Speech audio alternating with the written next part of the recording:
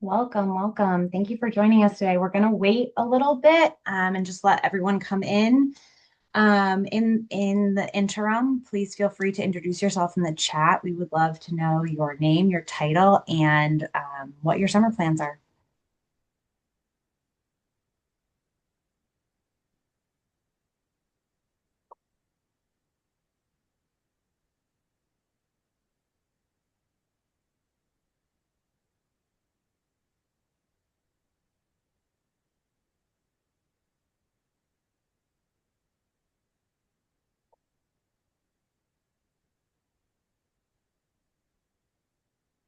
Welcome, everyone. We're going to just get started in a few minutes. If you would like to introduce yourself, we would love to hear from you in the chat.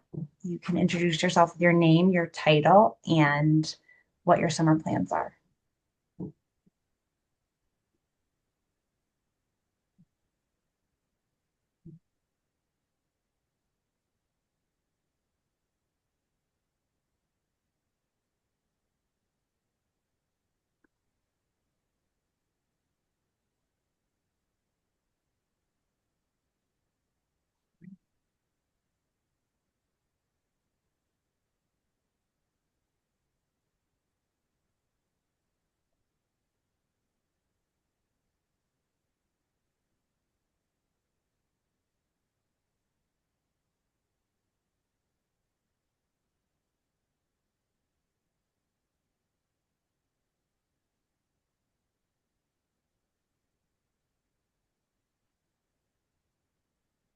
Hi, Kim. Thanks so much for introducing yourself.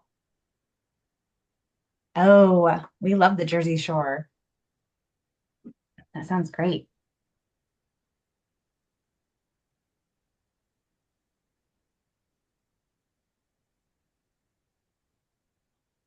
All right, we're just going to wait another minute or two, let folks join our space today. We'd love to hear from you. Let us know in the chat your title and your summer plans.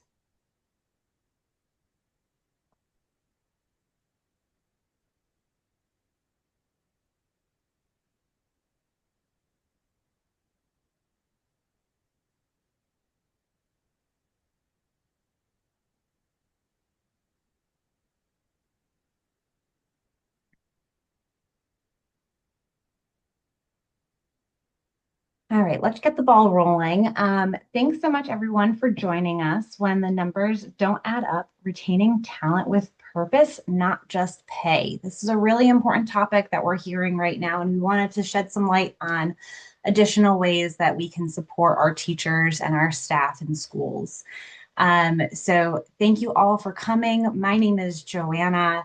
I am on the marketing team here at Agility, and I'm going to be your webinar support. So if there are any problems technically with your webinar, please feel free to ping me separately, and I would be happy to answer you. Throughout the webinar, we are going to be calling on you to participate, drop things in the chat, and also participate in polls. So feel free to select whatever answer matches your experience best.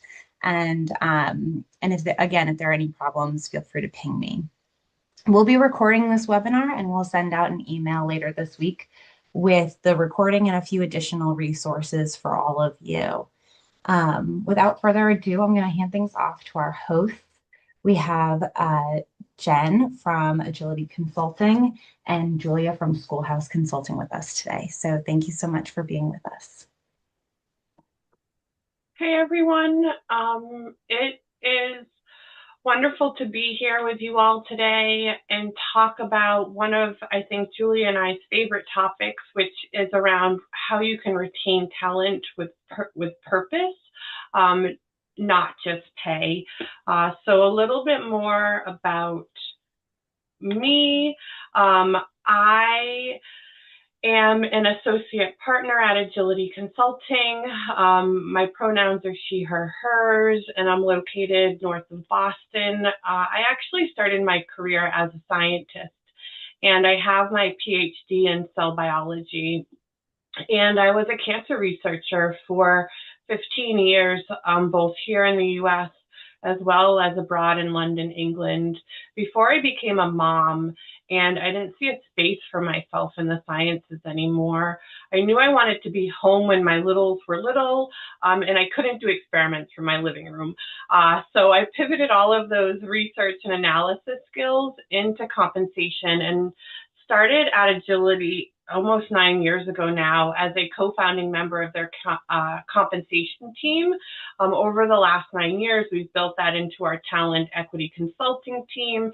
And in that time, I've worked with hundreds of charter schools and nonprofits around the design of their talent programs and their compensation programs. So really coming to you all today to kind of talk to present you all with that lens. I'll hand it over to Julia and let her give a quick introduction. Good morning, everyone. I'm thrilled to be here this morning. My name is Julia Stewart Yilmaz, and I am the founder and lead consultant of Schoolhouse Consulting. I started my career as a teacher and through the Teach for America program in New York City, and then quickly pivoted into the educational talent space. I was working at San Francisco Unified School District, where I was tasked with recruiting teachers for all 112 schools that we were supporting. And that's really where my interest in today's topic, teacher retention, staff retention, started. Each year we would be filling these positions and then we would see a lot of turnover. Since that early stages, I have been lucky enough to work with a variety of districts, charter management organizations, and state departments of education to help them think about how we support staff, and not just teachers, but all staff in educational systems to get access to the training that they need and the support that they deserve. I am excited to talk to you a little bit more today about retention and how that plays into the larger talent picture. At Agility Consulting, we have worked with charter schools from small single-site charter schools all the way up to large CMOs. We work with charter schools across the U.S., on the East Coast, the West Coast, and the middle of the U.S., around 3 different service lines. The first one is placing exceptional leaders. We work with charter schools through our executive search function and our leadership search function, as well as other search services, to make sure that they can find leaders that are reflective of the communities we serve. We work with charter schools around the design of their total rewards programs, including compensation program design, benefits and policy advising, as well as CEO compensation studies. And then lastly, we work with schools around workforce planning in the areas such as org design, succession planning, and performance management and competency framework design. And at Schoolhouse Consulting, we work alongside schools and everything that touches the talent. So the way that I describe it to folks is if it deals with an adult in an educational system, it's probably something that we can support you with.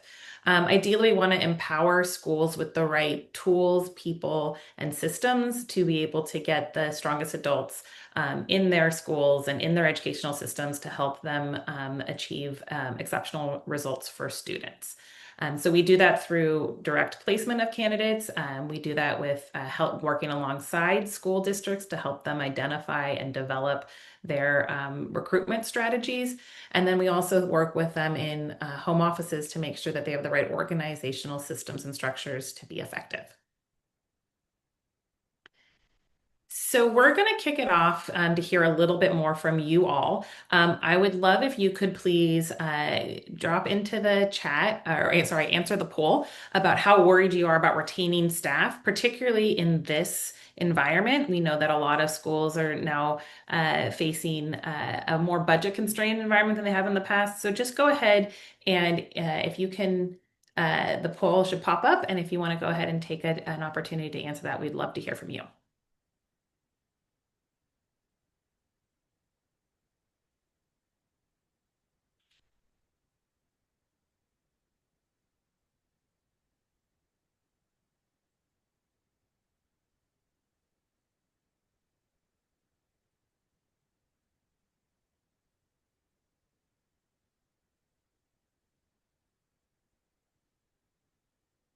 And Joanna, you'll let me know when we're ready to share. Oh, there we go. Okay, great. It looks like we have most people in that middle area, somewhat worried. The threat of staff transition is looming, and a few people in the very worried bucket. So we'll see. We'll give it just a few more minutes and then um, make sure everyone has an opportunity to respond. And then I think we can go to the next slide.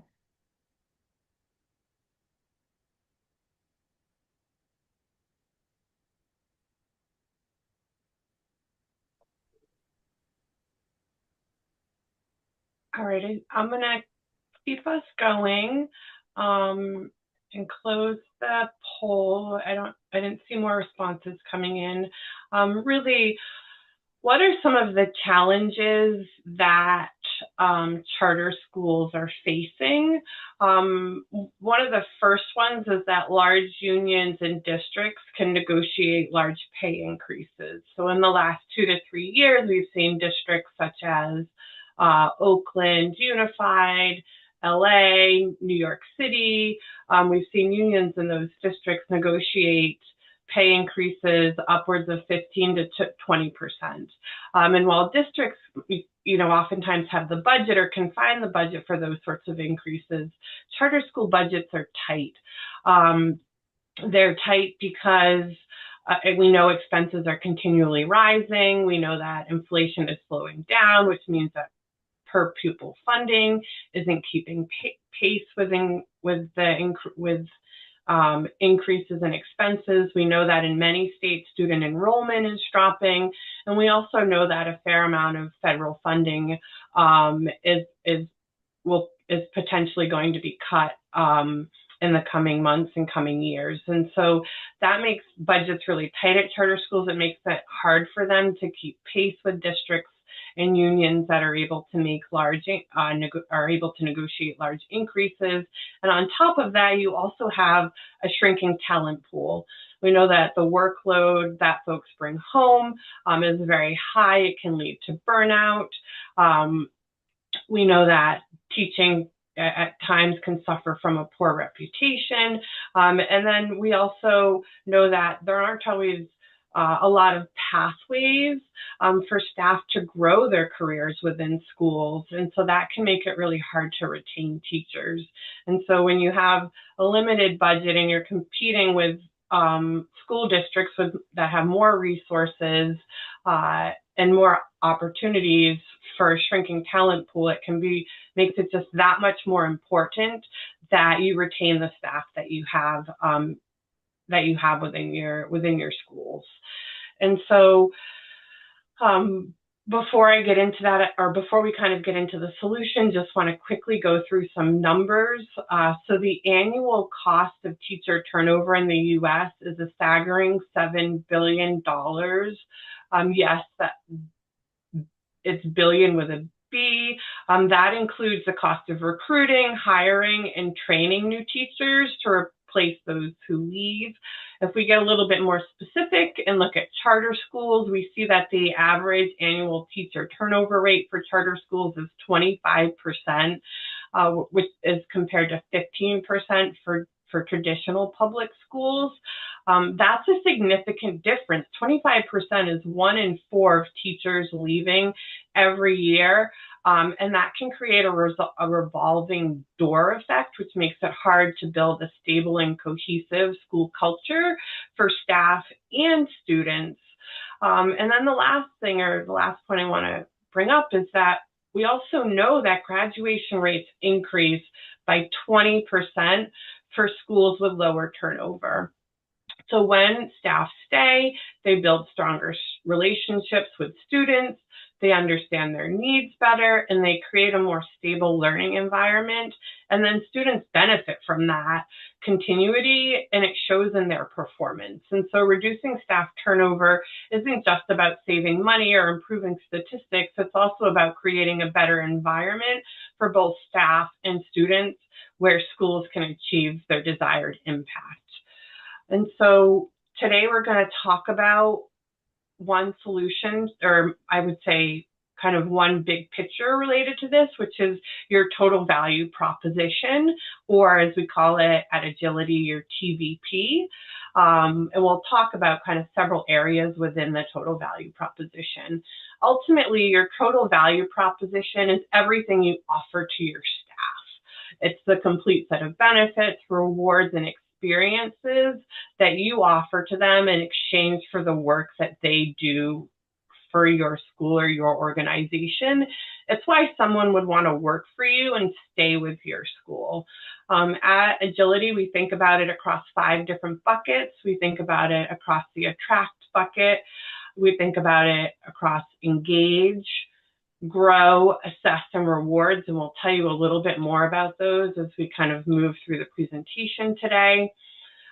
Your total value proposition helps organizations retain key employees. It boosts engagement and productivity. And when engagement and productivity are boosted, people go out and they say great things about your school, which strengthens your employer brand. When you have a strong employer brand, that attracts top talent. And you have this strong or this positive feedback loop where you have happy people that go out and say great things. That brings in more happy people, and your talent gets stronger, and you move further towards achieving your impact. And so we're going to talk about several different buckets in the total value proposition. And what you'll notice as we go through this is that the total value proposition is more than just a checklist of benefits. It's really an inclusive way that you think about supporting and retaining all of your staff. And so with that, you'll see retention will hit on several different areas across the total value proposition. And we're going to talk about each one of those things. But really, the idea is that these all have come together as one cohesive, supportive bucket to help support and ultimately retain your staff. We'll notice as we go through this as well that there's going to be some overlap between the different areas, and that's okay. We've broken them down to help you think about these things, but ultimately each of these things will build upon each other. So let's dive in to, if you want to go to the next slide, great. So we're going to dive straight into the engage bucket. And when you think about engaging, you really want to understand exactly what your staff needs. So because retention hits so many different areas of the total value proposition, it's incredibly important to understand what your staff value in your particular context. So I'll give an example where I was working with a charter network, and they really wanted to focus on adjusting their benefits as a way to think about how they wanted to retain staff. We went through the process of doing a staff satisfaction survey, and we actually found that one of the top areas that needed to be addressed first was around culture. And so we started in that area first instead of thinking about the benefits. So although we're going to give you a variety of suggestions and ideas that you can think about with retention, I can't overstate enough how important it is for you to understand the specifics of your staff and their particular needs. And the best way to do this is through the staff satisfaction survey. I always encourage folks, wait, I'm not just yet. I encourage folks to do this on an annual basis so that you can track your impact over time. And it will also give you a snapshot into what your current staff in this particular season most values. And as you do that, the most important thing here is that you don't just take the survey data, but that you also think about how you share it back with your staff in a really transparent manner, and then act upon that data. Just asking alone can lead to folks feeling like they've been asked, but that those things are not valued by the organization. So it really is important that whatever you hear from the staff satisfaction survey, you take the time to transparently share those results, including the areas that may not be bright spots, and then actively act on those, including staff voice in how you address those items. We can go to the next slide now. One of the things that has come up most frequently when I've started working with charter schools and going through their staff satisfaction survey is burnout. And this has particularly grown since the pandemic.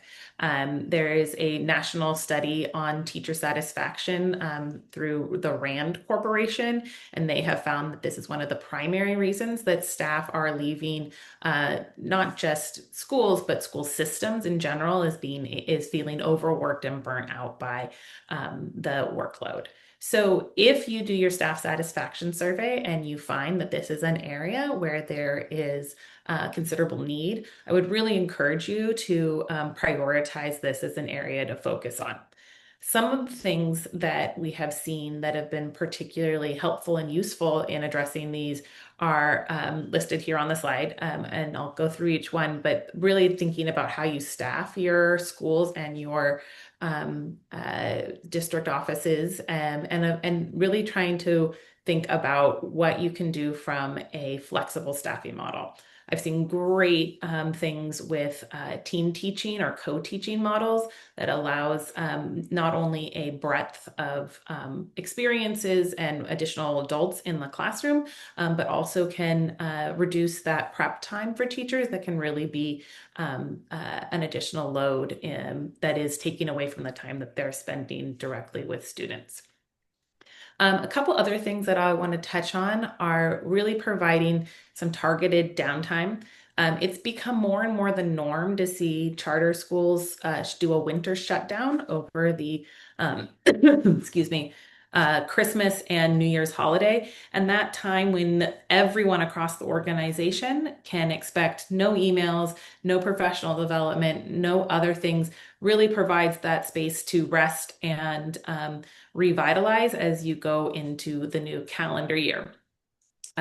More recently, I've seen a few folks that will do something really similar over the 4th of July holiday. I know summers can be so busy and there can be so much professional development happening during that time. But if that is something that is available to you, it provides a great opportunity for everyone in the system to pause, rest, and then come into the new school year relaxed and ready to support students. A few other ones on here about reducing non-instructional duties and sabbaticals you'll see us also talk about when we come to non-monetary rewards. As I shared at the beginning, there's lots of overlap in ways that you can use this. And at the end of the day, we want to make sure that all staff feel supported in whatever their specific needs are. So the other place where their staff satisfaction survey can be really helpful is making sure that your organization has inclusive and supportive policies in place for all staff. I mentioned that one charter school network I was working with where culture was an issue, and this is one of the things that we looked at and made sure was in place, thinking about that having clear anti-discrimination and anti-harassment policies that are available to everyone across the network as a whole, so that there was consistent policies in place. And how are you going to find out about the impact of your policies? Again, that comes back to your staff satisfaction survey. So you really want to dig into that data and use that as an opportunity to sub-aggregate by different groups at different levels. I always encourage folks to look at their data from multiple different viewpoints. Are you having equitable policies at each level in the organization? And are we able to provide consistent and fair policies for everyone, regardless of their role in the organization? So it's a good practice annually to review your policies. And I think the timing after you have completed your annual staff survey is a really good time to do that as well.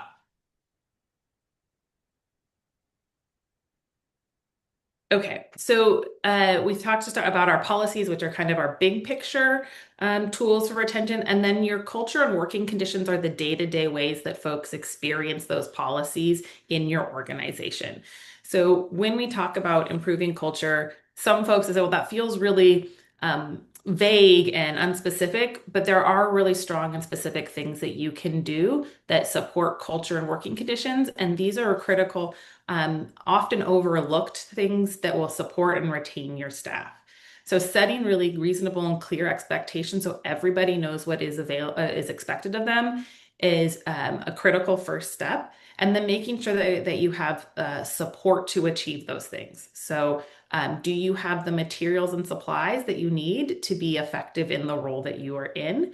Do you have the communication channels open and available so that we can share important updates and feedback with with everyone in the organization, and that we all have the same information to work from?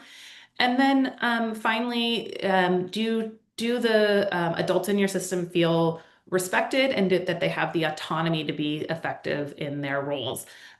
This is particularly important for teachers, and as leaders in the organization, one of the things that you can do is make sure that you uh, respect the teacher autonomy and and support them publicly in front of parents and in front of colleagues. So all of those things can lead to really supportive working conditions for staff. So the biggest picture we talked about was the policies. The next down would be the culture of schools and communities. And then finally, if we continue down to think about individuals, we're now moving from the engage area over to the grow area. So I always encourage all of my clients to think about staff needs and staff growth from a really individualized perspective.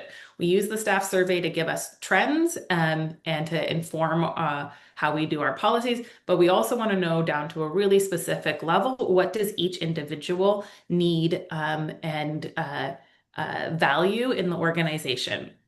This is particularly important for any of your key retention priorities. So one thing that I encourage staff to do, or encourage all schools to do every year, is to go through a one-on-one process that I call a stay conversation.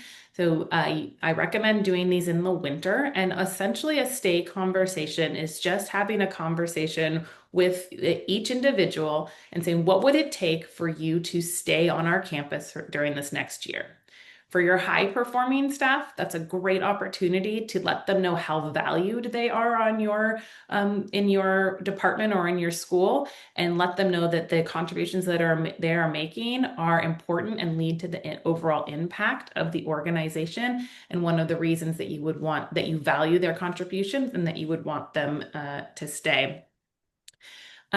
You also want to be really purposeful with these stay conversations to understand exactly what each person will need going forward. We'll talk about on the next slide some of these differentiated supports, but you want to make sure that your staff are not just getting kind of one size, this is what we're all working on this year, but that the information is really targeted to this individual and their preferred growth trajectory. In some cases, folks are looking to promote through and grow in an organization, and having clear paths and understandings of that would be critical to letting them know that they can remain in your organization and have a path. And in other cases, folks are very happy where they are, and what can you do to continue to grow their skill set and their level of impact in that same role. So always make sure that you're individualizing needs for each person, tracking those carefully, and then following up with folks consistently to let them know that they can count on you, and that the things that you promise are going to be implemented as you go forward. So I mentioned, trying to think about folks individually.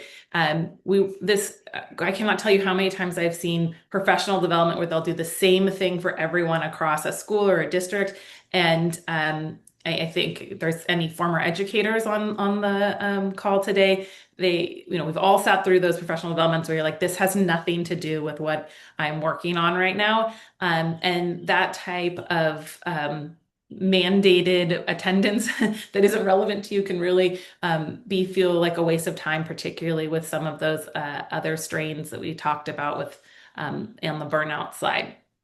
So thinking really critically and in a supportive manner of what each person needs may be different at each stage of a staff person's growth. One of the most effective things that I have seen is the development of teacher residencies and the opportunity to grow staff within your organization. So you may consider for an early career staff member, such as an instructional aide, helping them or using some of the teacher residency programs to help them gain their BA, gain their teaching credential, and then eventually join your staff. This is a real win-win. Not only is it a growth pipeline for your organization, but also you are training potential teachers in the model and the mold that is most effective in your school. And then you have a ready pipeline of staff. I think Jen mentioned at the beginning that we have a shrinking pool in the talent, teacher talent area, and growing your own staff can be a real growth opportunity for individuals as well as a great pipeline for your teaching um, roles. That is different than what someone at a later state in their career might need. So if you, as I said, there's some people who want to stay in the classroom. Those are what opportunities can you provide that allows them to do that and extend their leadership, whether that is mentoring their staff or providing opportunities for teacher-led voice in things like school policies. The other thing I'll touch on briefly, and I think this is a very overlooked area, is the importance of a strong new hire orientation and an onboarding program. And where this is most often overlooked is when people transition within an organization. So if you are going from a teaching role to an assistant principal role, those are two very different roles. And they're even if they're within your organization, it's really important to put together a clear supportive and individualized plan so that all staff have the support that they need going forward. And finally, um, we'll talk about the assess bucket. So when you're thinking about growing your staff, you have to first know where they are in their development. So evaluation is particularly helpful when you're thinking about who are your key retention priorities. As a school, you might know we're losing 7% of our staff every year, but do you know which 7% that is? Is it the top performing 7%?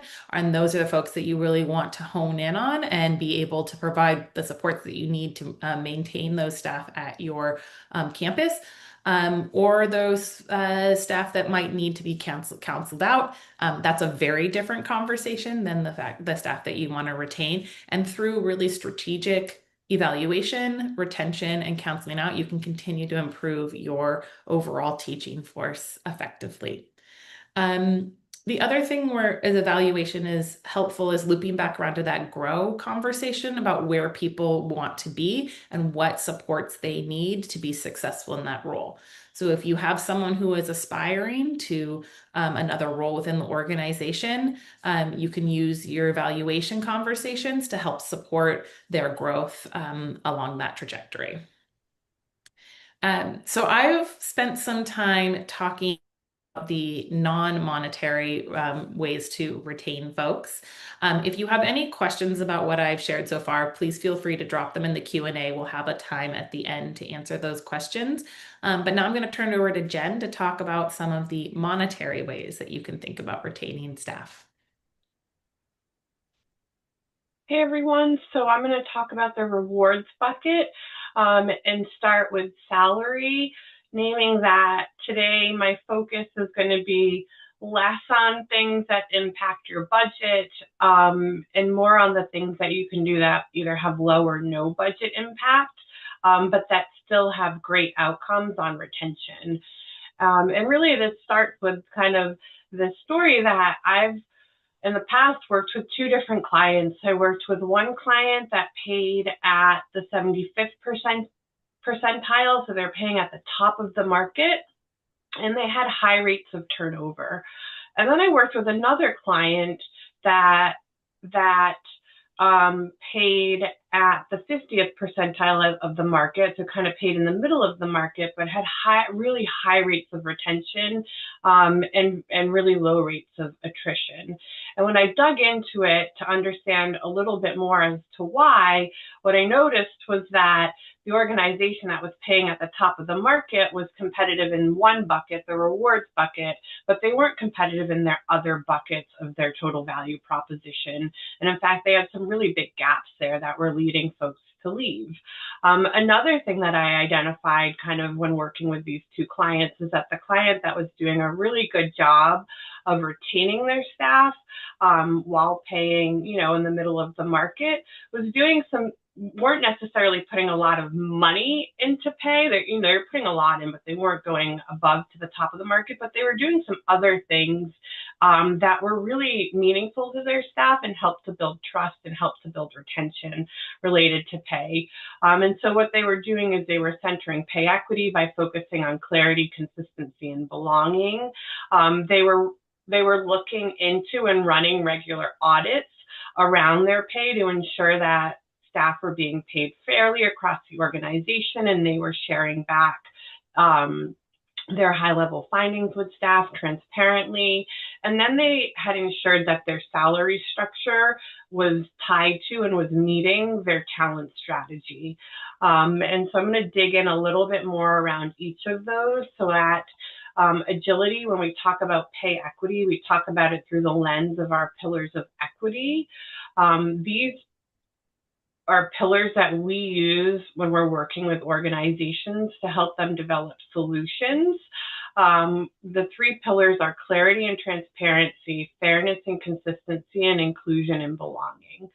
If your policies are clear and transparent, staff know what to expect from the organization. This helps to prevent assumptions about decision making, and it makes your TVP less fuzzy.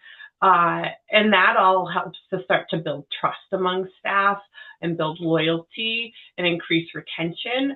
Once expectations are normalized, it's crucial that policies are implemented fairly and consistently across the organization or across your school.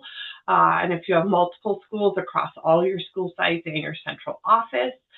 Things such as implementing regular audits, leadership training, and having clear decision-making processes can prevent exceptions from undermining your system and breaking staff trust or degrading staff trust.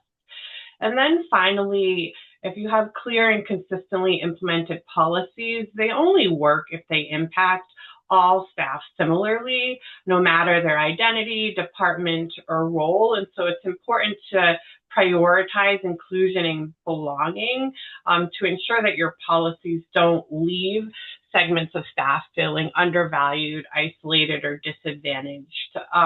One place where I've seen this come up in schools, and it's not uncommon, is around teachers.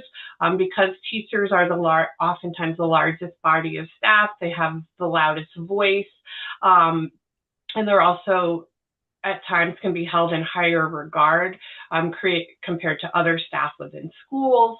Sometimes they're prioritized in terms of the pay that they're given. They're paid more highly in the market or more aggressively.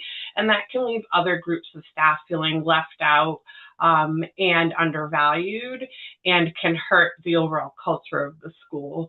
So it's really important, again, to make sure you're centering all three of these pillars when you're thinking about your salary structure and your compensation program. It's important to identify and correct wage discrepancies first, because it's the legal standard in many states, as well as by the federal government. You cannot discriminate against someone based on their pay or based on protected class. In the federal government, there's really three reasons why you can pay someone differently. You can pay individuals differently because of the experience they bring to the role. That's the first reason. The second is their knowledge, skills, abilities, and qualities that they bring to the role. And then the third reason is their performance in the role. Those are really the three legal reasons why individuals could be paid differently. Second, it's critical to identify and correct wage discrepancies because, as I kind of talked about on the previous slide, it fosters transparency, fairness, equity, and trust. When you have those things in place, it boosts employee morale and engagement. Happy employees go out and say great things about your organization.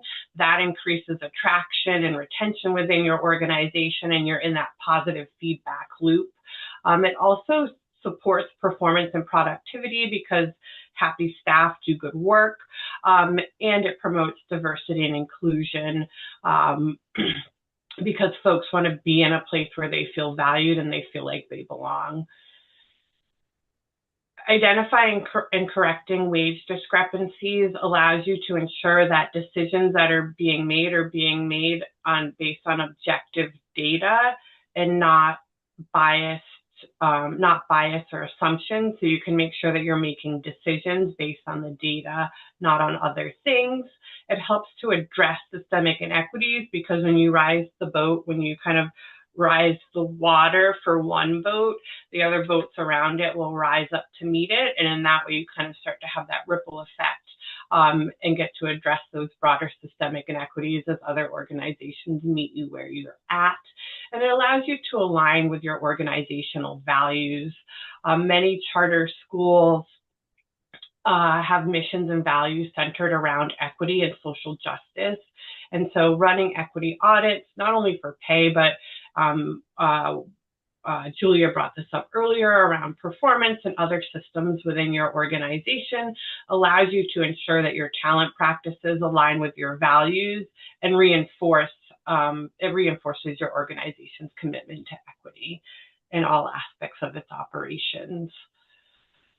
And then the last piece I'll talk about here is kind of ensuring that you align your compensation program or design of your structures with your talent strategy. And so what that really means is having a clear picture of who you wish to attract and retain your organization, and how you wish to grow and assess them. And so if you, for example, want to hire, train, and retain teachers throughout their careers, you want to make sure that you have designed a salary scale that does that, right? That means having steps and lanes that are competitive at all steps and all lanes. You don't necessarily have to be at the top of the market, but you want to be at the middle of the market, potentially having big increases at key steps where folks might leave the organization. You want to make sure that you keep it simple. It doesn't, especially if you're in a small charter school, it doesn't need to have 8 or 10 lanes or columns. Certainly having 3 lanes is plenty. 3 lanes is a strong way to recognize staff, but also ensure that implementation is easy for your team and that the structure is transparent and easy to understand. And then you want to make sure you as well provide either tenure or longevity stipends to encourage retention of folks throughout their careers. An example of that is shown here. So this is steps up to step 15. At step 20, you have career increments. At step 20 and 25, you then have career increments, really designed to keep staff at all stages of their teaching career, as well as having, again, those lanes to recognize folks that have gone out and work towards additional degrees or additional educational units. And so what's important to recognize here, and it's kind of come up a little bit before, is that there's interplay between salary and other parts of your TVP. And so what we see here is that, yes, this is related to salary, and having those columns and lanes, those encourage folks to seek professional development. So this now is feeding into the grow bucket, right? Where if your staff go out and grow and develop and kind of further their professional development, that allows them to move up the columns and it kind of advance their salaries as well. So recognizing that there's a lot of connections between different parts of your TVP. Another place I've seen this play out is that sometimes schools, instead of using degrees. For their columns, we'll use performance. And so you can use your columns as recognizing your strongest performers. That, again, feeds into those other parts of your TVP, not only around grow, but also assessing staff. The next thing I want to talk about is benefits. So that's the second part of that rewards bucket. With benefits, we first recommend that you be intentional about designing your benefits package. This includes ensuring that benefits are equitable. One way you can do that is by who you choose as your benefits administrator. Many charter schools use PEOs or other types of benefits administrators, and you can look specifically for service providers who understand the nuances of offering an equitable and inclusive benefits package. Really with that goal to wrap staff, and you're going to hear me say this a few different times, but wrap staff in a warm blanket that makes them feel cared for and appreciated, and encourages them to stay at your schools and in your organizations. You want to remember that the goal is not to cover the lowest common denominator, but instead, again, to wrap staff in that warm blanket of inclusive support so they feel cared for. You want to be responsive. As Julia talked about earlier, it's crucial to understand what staff truly value through that staff satisfaction survey. By understanding what your staff value, you can ensure that your practices and programs align with staff needs. This means not only listening to staff, right, in the surveys and one-on-one conversations and other conversations, but also responding to staff needs so that staff feel heard. You want to make sure that you're kind. The goal of benefits is to provide wraparound support for staff. And in the US, it's not always easy to understand how healthcare or other benefits work. And so when staff come to you with questions or concerns, be kind, ask clarifying questions, and try to understand their needs.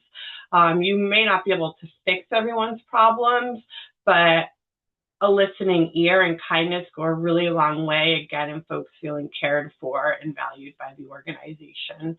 And then last, you want to make sure that you're being proactive by going out and kind of researching best practices, researching the latest trends, attending webinars and other sorts of opportunities to understand kind of what's out there so that you can dig into it a little bit more and then determine if you want to integrate it into your benefits program.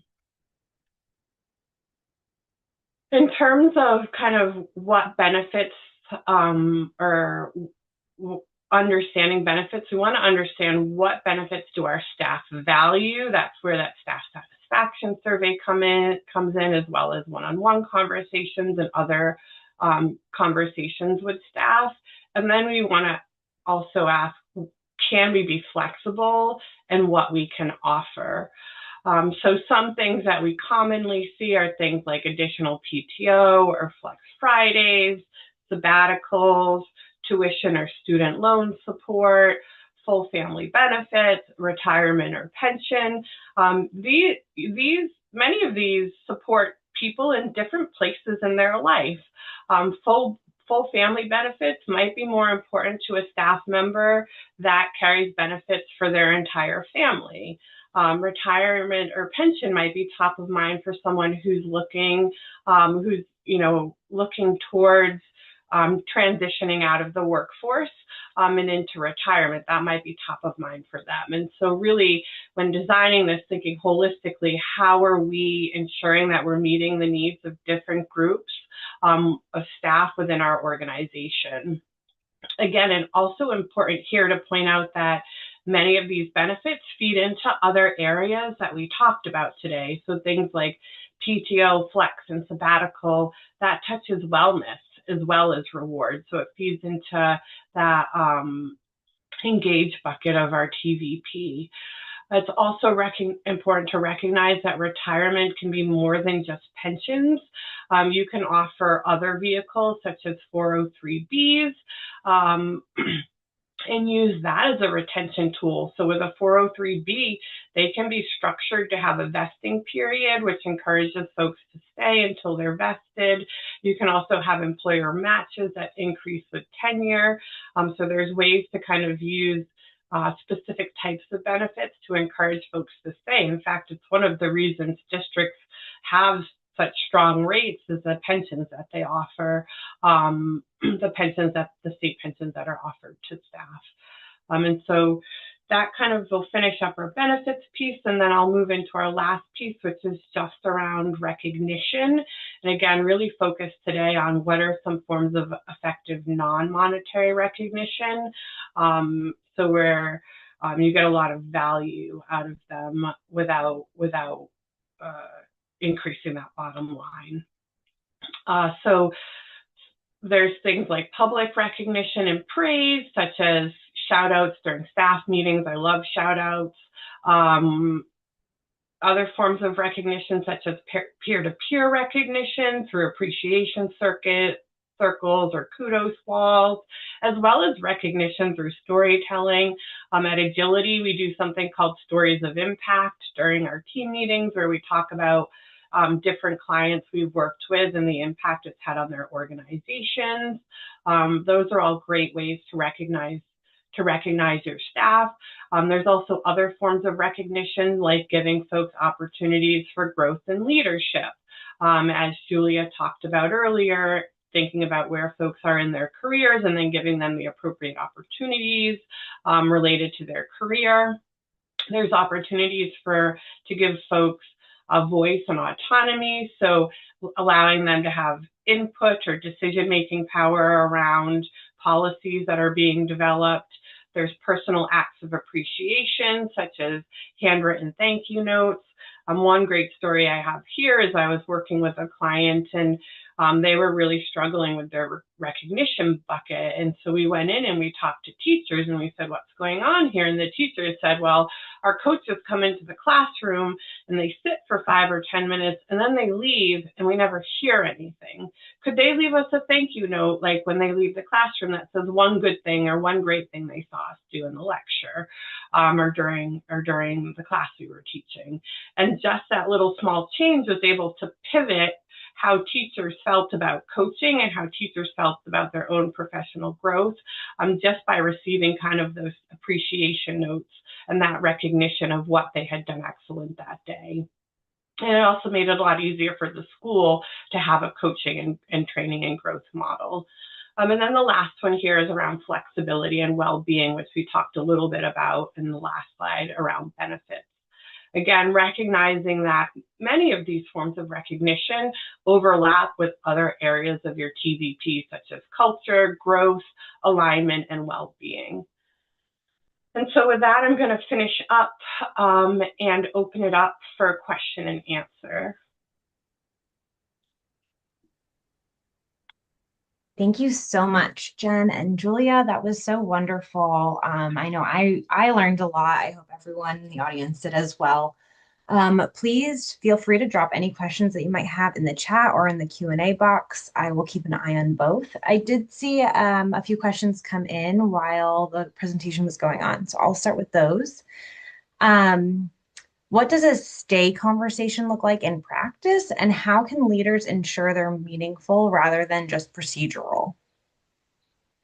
Sure, I'm happy to take that.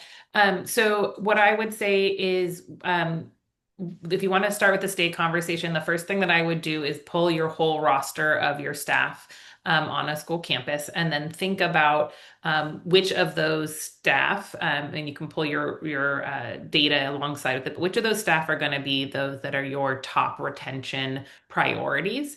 And for that group of staff, what you really want to do is focus on this idea of appreciation and recognition. So Jen was sharing about what are the areas that they have contributed, where is their impact, and lead with gratitude about what the contribution that individual has made.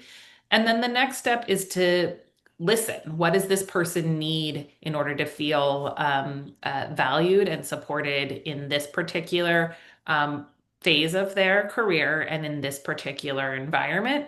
And then what are their aspirations? So you want to really hear from them and then think about a concrete plan on how you would follow up with those things. So you may not be able to promise everything. If they want a 100% raise, that's not something you can promise, but you do want to hear like what are the other things that they value and what concrete steps can you as their manager or their leader take to support those actions.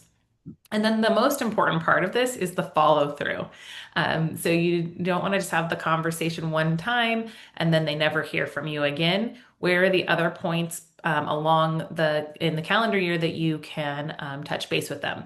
And I know we're currently sitting in the end of May. I always encourage people to have them a bigger, longer stay conversation in winter. And additionally, along with your other regular checkpoints, have a conversation with them before they leave for the summer break. What are the things that are going to make them leave the school year feeling supported and excited to return energized for the next school year?